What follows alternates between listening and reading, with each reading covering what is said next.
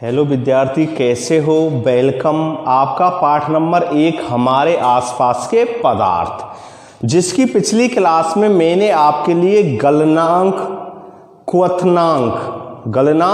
क्वथनांक की परिभाषा आपको बताई कि भाई गलनांक किसे कहते हैं, क्वथनांक किसे कहते हैं। इसके अलावा मैंने आपको वाष्पन की गुप्त ऊष्मा यानी वाष्पन जो होता है, वाष्पन की गुप्त ऊष्मा की परिभाषा भी आपको मैंने समझाई। और इसके अलावा मैंने गलन जो होता है, गलन की गुप्त ऊष्मा के बारे में भी आपको बताया कि गलन जो होता है, गलन की गुप्त ऊष्मा क्या है। यानी 4 परिभाषाएं मैंने आपको बताई थी। यानी संघनन किसे कहते हैं, इसके अलावा क्वथनांक किसे कहते हैं, इसके अलावा मैंने आपको यानी वाष्पन की गुप्त ऊष्मा यानी वाष्पन जो होता है, वाष्पन की गुप्त ऊष्मा के बारे में आपको बताया। इसके अलावा मैंने आपको गलन की गुप्त ऊष्मा के बारे में भी समझाया। 1-2 बच्चों के कमेंट्स थे, समझना, उन्होंने कमेंट्स किया था कि सर केमिस्ट्री प्रारंभ करो। उन बच्चों से मेरा कहना है ये केमिस्ट्री ही चल रही है, पाठ नंबर 1 से लेकर 4 तक, यानी आपकी 9th क्लास में पाठ नंबर 1 से लेकर 4 तक ये केमिस्ट्री का ही भाग है। आई बात समझ में? तो उन बच्चों से मेरा कहना है ये केमिस्ट्री ही चल रही है, तो ध्यान देना, समझना, वो बच्चे भी ध्यान देना कि पाठ नंबर 1 से लेकर और 4 तक के जो अपने पाठ हैं सिलेबस में, साइंस में, वो केमिस्ट्री के हैं।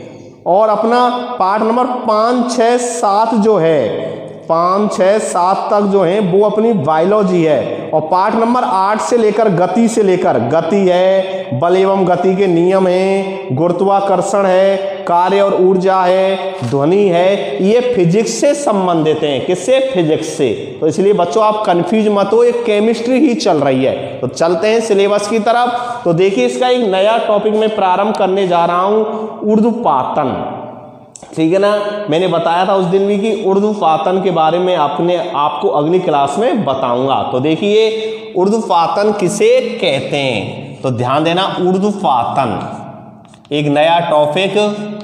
अब तक आपका वैसे टॉपिक जो चल रहा है, मुख्य जो टॉपिक है इस पाठ में वो चल रहा है कि क्या पदार्थ अपनी अवस्था को बदल सकते हैं, कि जो पदार्थ होते हैं क्या वो अपनी अवस्था को बदल सकते हैं। और मैंने कहा है कि पदार्थ एक अवस्था से दूसरे अवस्था में परिवर्तित हो सकते हैं, लेकिन उन पर तापमान का प्रभाव पड़ता है। तो तापमान वाली बात चल रही है, किसका प्रभाव पड़ता है? तापमान का।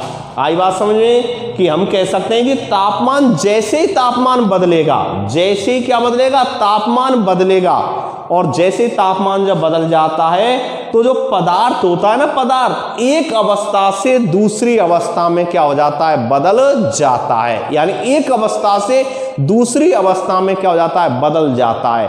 और इससे ही संबंधित जो परिभाषाएं थी, गलनांक, क्वथनांक, गलन की गुप्त ऊष्मा, वाष्पन की गुप्त ऊष्मा, वो इसी से संबंधित परिभाषाएं थी। आज एक नया टॉपिक, ध्यान देना प्रिय छात्र छात्राओं, कि ऊर्ध्वपातन। तो देखिए, कुछ ठोस पदार्थ ऐसे होते हैं, यानी कुछ ठोस पदार्थ ऐसे होते हैं या कुछ ठोस पदार्थ ऐसे होते हैं जो गर्म करने पर द्रव अवस्था में परिवर्तित हुए बिना सीधे ही गैस अवस्था में बदल जाते हैं। आ रही बात समझ में? कि कुछ ठोस पदार्थ ऐसे होते हैं कि जब उन्हें हम क्या करते हैं? गर्म करते हैं, तो वो द्रव अवस्था में बदले बिना ही सीधी कौन सी? गैस अवस्था में बदल जाते हैं। और जैसे उनको हम पुनः क्या करते हैं? ठंडा करते हैं, तो पुनः वो ठोस अवस्था में आ जाते हैं। ऐसे पदार्थों को हम यानी क्या कहते हैं? ऐसे पदार्थों को हम ऊर्ध्वपातिज पदार्थ,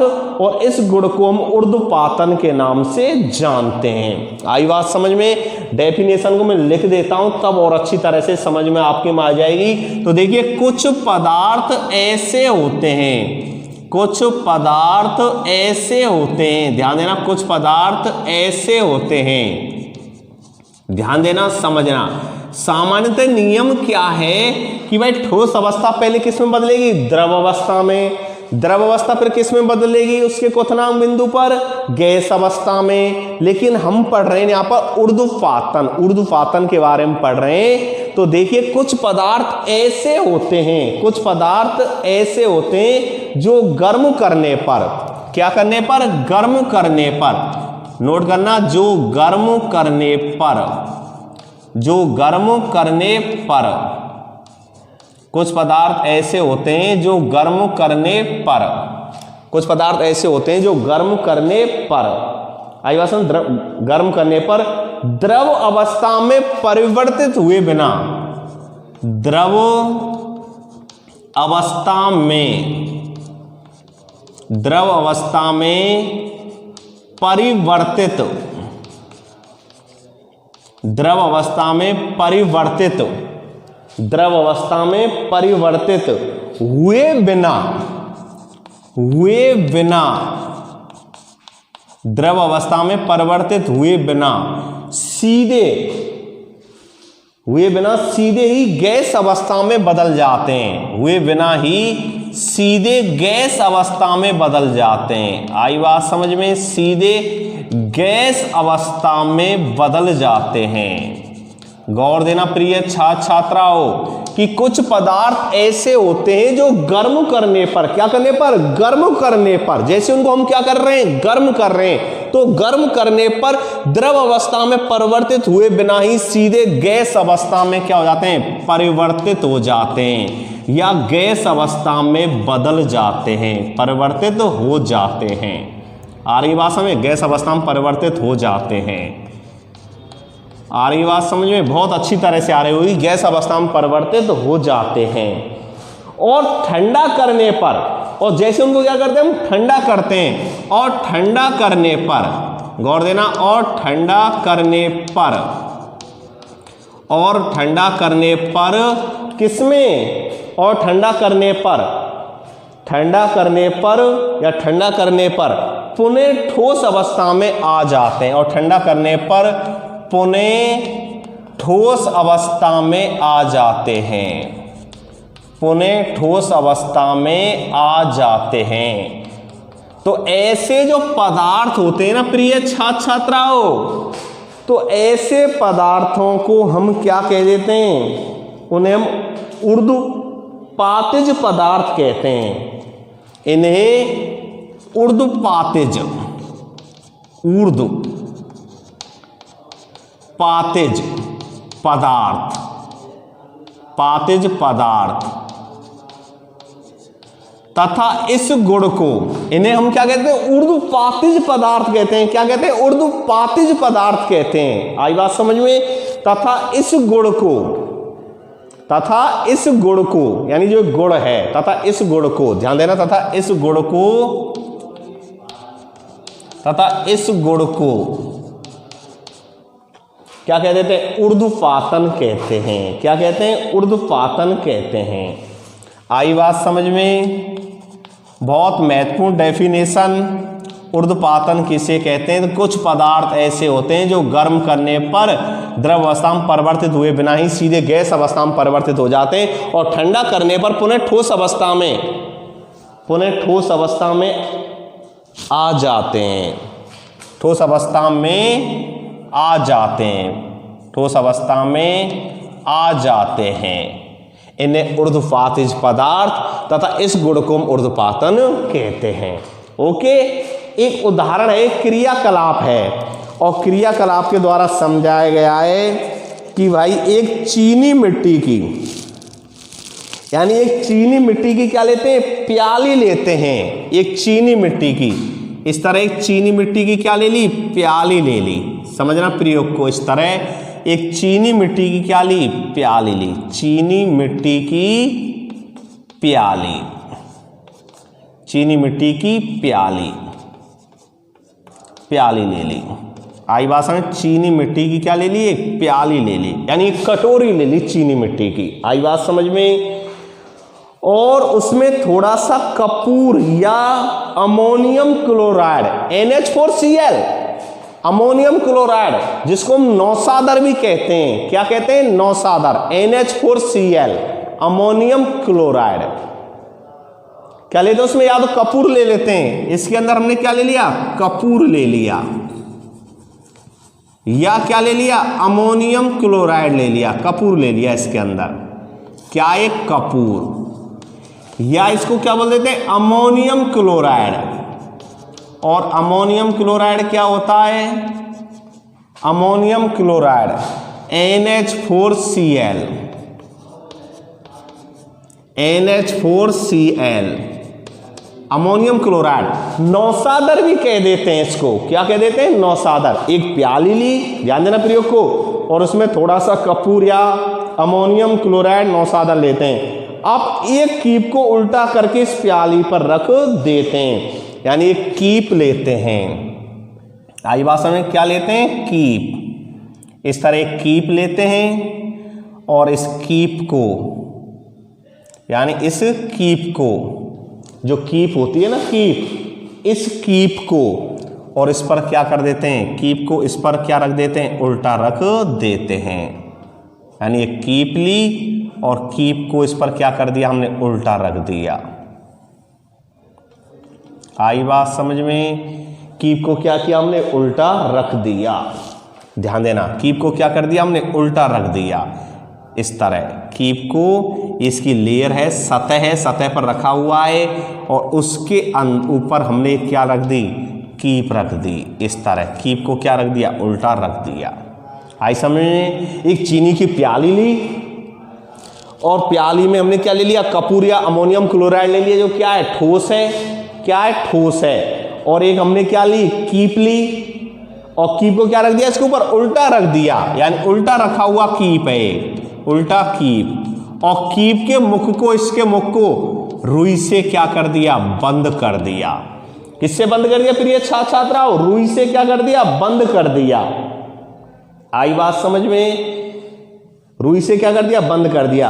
अब इसे चित्रानुसार व्यवस्थित कर दिया, यानी धीरे धीरे क्या करते हैं, गर्म करते हैं। यानी एक बंडल लेते हैं इस तरह, और बंडल की सहायता से, इस तरह बंडल लेते हैं और बंडल की सहायता से,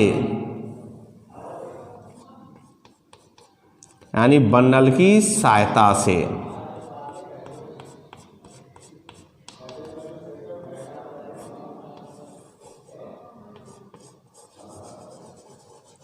आई बात समझ में, किसके, बंडल की सहायता से। ये क्या हो गया, बंडल हो गया, और बंडल की सहायता से इसे क्या करते हैं, हम गर्म करते हैं। आई बात समझ, प्रयोग समझ में आ रहा होगा बहुत अच्छी तरह से। भाई एक चीनी की प्याली ली, उसमें कपूर या अमोनियम क्लोराइड रख दिया, जो कैसा पदार्थ है, एक ठोस पदार्थ है। कैसा, एक ठोस है, नौसादर भी कह देते हैं अमोनियम क्लोराइड को। और एक कीप ली, उल्टा कीप, और उसके ऊपर हमने क्या रख दिया, एक कीप ली, और कीप को कैसा रख दिया, उल्टा रख दिया, और कीप के मुख को रुई से क्या कर दिया, बंद कर दिया। आई बात समझ में। और हम देखते हैं कि कपूर या नौसादर की बास बनती है। कपूर और नौसादर क्या बनती है, बास बनती है, जो कीप के ऊपरी सिरे पर जाकर संघनित हो जाती है। आई बात समझ में, क्या होती है, यानी कपूर या नौसादर क्या बनती है, एक बास बनती है। और ये जो बास होती है ना, इस तरह बाष्प बनती है, और ये बात जो होती है, बाष्प क्या बना है, बाष्प बनी है, भाप बनी है। और किसकी बनी है, भाप, बाष्प बना हुआ, किसका, अमोनियम क्लोराइड का। किसका, बाष्प बना, किसका, अमोनियम क्लोराइड का, NH4Cl का। आई बात समझ में, बाष्प बनती है जो ऊपरी सिरे पर जाकर संघनित हो जाती है। आई बात समझ में, क्या हो जाती है, संघनित, यानी क्या हो जाती है, ऊपर जाता है, संघनित हो जाती है। आई बात समझ में। और जैसे इसको पुनः हम ठंडा करेंगे, क्या करेंगे, ठंडा करेंगे, तो पुनः यानी ये क्या आ जाता है, गैस से सीधे ठोस में आ जाएगा। क्या आ जाएगा, गैस से सीधे ठोस में आ जाएगा। और गैस से ठोस में बनने की प्रक्रिया को हम निक्षेपण कहते हैं। क्या कहते थे उसे, निक्षेपण। यानी भाई देखिए, कीप था, कीप में हमने कपूर या नौसादर रख दिया, उसके ऊपर उल्टी कीप रख दी, रुई से उसके मुख को बंद कर दिया, बर्नल की सहायता से गर्म किया तो देखा ये सीधे बास बन जाती है अमोनियम क्लोराइड या कपूर की। कपूर भी देखा होगा आपने, कपड़ों पर कपूर रखते हैं तो वो गैस अवस्था में बदलता है, ठोस से द्रव में बनने बदलता है। लेकिन गैस बन गई, जैसे नौसादर के लिए क्या बना है, गैस बना है, बाष्प बनी है। अब इस बाष्प को पुनः जो बाष्प है, बाष्प से पुनः या गैस से पुनः ठोस में बदलने की जो प्रक्रिया होती है उसे हम निक्षेपण कह देते हैं। क्या कहते हैं, निक्षेपण। क्या कहते हैं, निक्षेपण। तो बातें, कुछ पदार्थ ऐसे होते हैं जो गर्म करने पर द्रव अवस्था में परिवर्तित हुए बना सीधे गैस अवस्था में परिवर्तित हो जाते हैं, ऊर्ध्वपातन। और ठंडा करने पर पुनः ठोस अवस्था में आ जाते हैं, उन्हें हम क्या बोलते हैं, निक्षेपण कहते हैं। यानी गैस से सीधे ठोस में बदलने की या बनने की प्रक्रिया जो होती है वो निक्षेपण कहलाती है। क्या कहलाती है, निक्षेपण कहलाती है। आई बात समझ में? तो इस प्रयोग को आप ध्यान देना और इसमें लिख लेना कि भाई ठोस अवस्था कौन सी अवस्था है, ठोस अवस्था है। और ठोस अवस्था किस में बदल गई, गैस अवस्था में। कौन सी अवस्था में बदल गई प्रिय छात्राओं, गैस अवस्था में। अब जब ठोस अवस्था जब गैस अवस्था में बदलती है, ठोस अवस्था जब गैस अवस्था में बदलती है तो इस गुण को क्या कहते हैं, ऊर्ध्वपातन कहते हैं। लिखना ऊर्ध्वपातन। आई बात समझ में? और गैस अवस्था जब ठोस में बदलती है, गैस अवस्था जब किस में बदलती है, ठोस में बदलती है, तो इसे हम निक्षेपण कहते हैं। निपेक्षण कहते हैं, निपेक्षण कहते हैं। ठीक है ना, निपेक्षण कहते हैं, निपेक्षण। आई बात में, गैस से और किस में, गैस से किस में, ठोस में बदलने की जो प्रक्रिया होती है उसे क्या बोलते हैं, निपेक्षण कहते हैं। आई बात समझ में? तो एक ऊर्ध्वपातन और एक निक्षेपण। तो ये हो गया तापमान का प्रभाव। अब अगला टॉपिक है इसमें दाब पर प्रभाव, कि दाब का क्या प्रभाव पड़ता है या दाब परिवर्तन का प्रभाव। आई बात समझ में? तो दाब परिवर्तन का जो प्रभाव होता है उसके बारे में आप ध्यान देना, समझना कि हम जानते हैं कणों के मध्य की दूरी के बदलने से पदार्थ की अवस्था में अंतर आ जाता है और दाब बढ़ाने से कणों के मध्य की दूरी क्या हो जाती है, कम हो जाती है। यानी जब हम दाब बढ़ाते हैं तो दाब बढ़ाने से कणों के मध्य की जो दूरी होती है वो कैसी हो जाती है, कम हो जाती है। यानी दाब बढ़ाने से कणों के मध्य की जो दूरी होती है वो कैसी हो जाती है, कम हो जाती है। यानी दाब परिवर्तन का प्रभाव, यानी पदार्थों की अवस्था पर दाब का क्या प्रभाव पड़ता है। तो सीधी सी बात है, जब दाब बढ़ा देंगे ना तो पदार्थों के जो कण होते हैं, पदार्थों के कणों के जो होते हैं वो उनके जो मध्य की दूरी होती है वो क्या हो जाती है, कम आ जाती है।